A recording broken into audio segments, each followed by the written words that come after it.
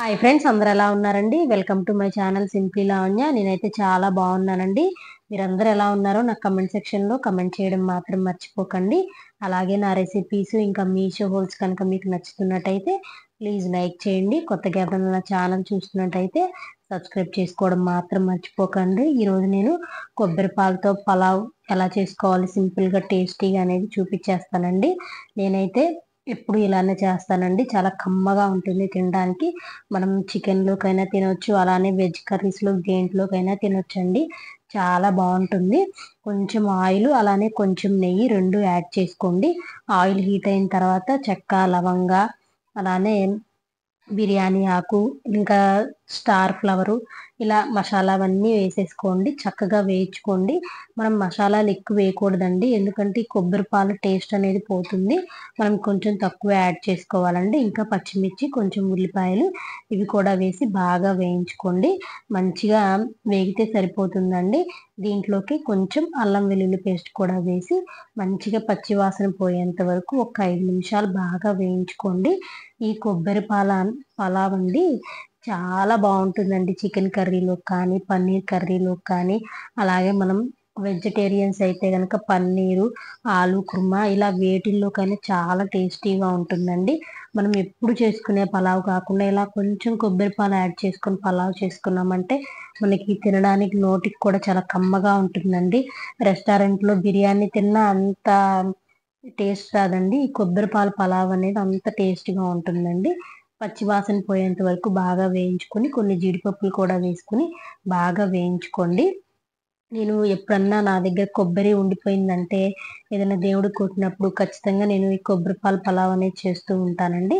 అంతేకాకుండా ఈ కొబ్బరి పాలతో చేసిన పలావ్‌లో కొంచెం మీరు ధనియాల పొడి వేసుకొని గనుక చేయండి, టేస్ట్ అనేది ఇంకా బావుంటుందండి. ఈ కొబ్బరి పాలకి ధనియాలు టేస్ట్ అనేది సూపర్‌గా ఉంటుందండి.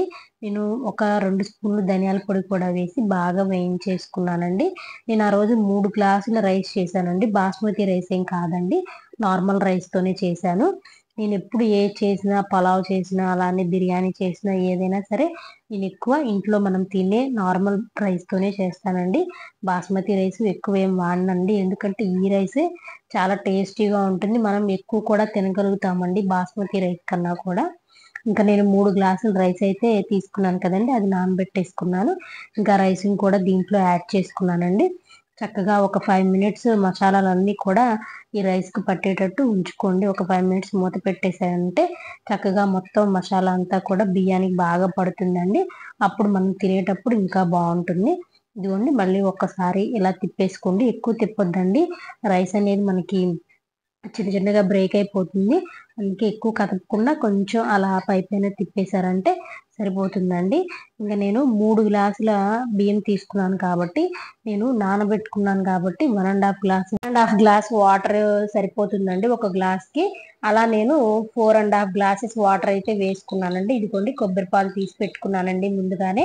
ఆల్రెడీ మీ అందరికీ తెలుసు కదండీ కొబ్బరి పాలు ఎలా తీసుకోవాలనేది. ముక్కలుగా కట్ చేసేసుకొని మనం మిక్సీ వేసేసుకొని స్ట్రైనర్‌లో చక్కగా కొబ్బరి పాలనేవి తీసుకుంటే సరిపోతుందండి.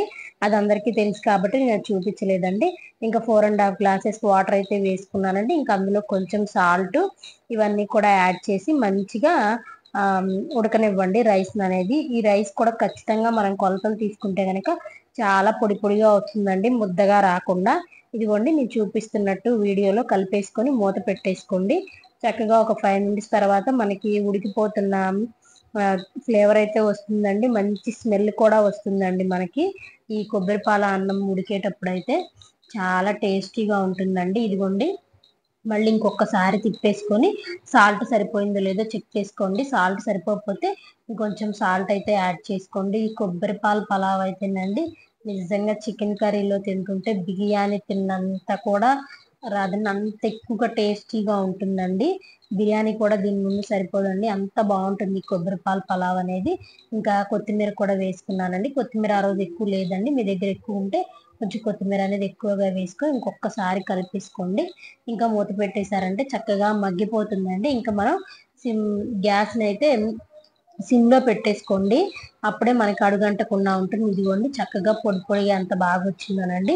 నేను ఎప్పుడు చేసిన కొలతలు అనేవి మనం కరెక్ట్గా తీసుకున్నామంటే మనకు అన్నం అనేది ముద్ద అవ్వకుండా చక్కగా పొడి పొడిగా ఉంటుందండి తినేటప్పుడు కూడా. ఈ వీడియో కనుక మీకు నచ్చితే ప్లీజ్ లైక్